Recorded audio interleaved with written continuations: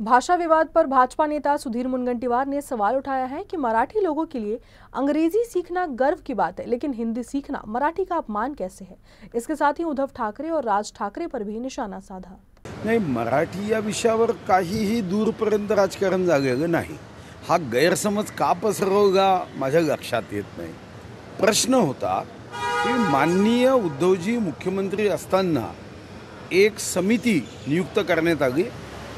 त्रिभाषा सूत्रानुसार हिंदी जी 5वी पासून सक्तीची आहे, 1ली पासून मराठी व इंग्रजी सक्तीची होती, त्यासोबतच बालवयात 3री भाषा सुद्धा सहजपणे शिकता येते।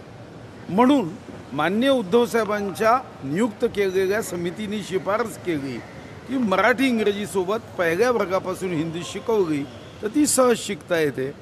याच्यात मराठीचा काय संबंध? मराठी अनिवार्य आहे, ती अनिवार्य राहणार आहे, त्याबद्दल कुठेही प्रश्न उपस्थित होत नाही।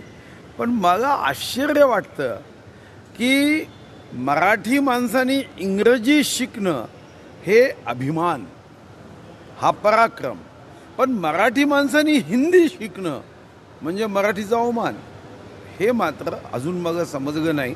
कदाचित अजून एक 50-100 पुस्तकं वाचल्यानंतर लक्षात येईल। इसके साथ ही उप मुख्यमंत्री एकनाथ शिंदे द्वारा दिए गए जय गुजरात नारे पर प्रतिक्रिया देते हुए मुनगंटीवार ने कहा कि जय गुजरात कहने से कोई छोटा नहीं हो जाता। जय महाराष्ट्र के बाद अगर कोई जय गुजरात या जय उत्तर प्रदेश कहता है तो इसमें कुछ भी गलत नहीं है। वादंग करण्याचं कारण काय हो? आम्ही द्राविड उत्कल वंग म्हणतो राष्ट्रगीत म्हणताना, आपण नाही म्हणत का जय? भारत माता की जय म्हणताना काय गुजरातची जय होत नाही, तेलंगणाची जय होत नाही? ही कोणती आपली सुपर ब्रेन आहे समजत नाही। आम्ही काय राष्ट्रगीतात म्हणत नाही। लहानपणी आजही कदाचित विद्यार्थी प्रतिज्ञा घेतात ना, भारत माझा देश आहे, सारे भारतीय माझे बांधव आहे। आम्ही सांगतो राज्यगीतामध्ये दिल्लीचे ही तख्त राखतो महाराष्ट्र माझा। अरे आम्ही सर्व एक आहोत। तो सनी देओलचा एक पिक्चर होता, त्याला जेव्हा सांगितलं गेलं तो म्हणाला हो मी पाकिस्तान जिंदाबाद म्हणतो। कोणाला जिंदाबाद म्हणायला मग अडचण नाही आहे, पण तुम्ही माझ्या देशाबद्दल काही गैर शब्दाचा उपयोग केला तर ते मग सहन होणार नाही। मला वाटतं की जय गुजरात, जय उत्तर प्रदेश म्हटल्याने आम्ही छोटे होतो का?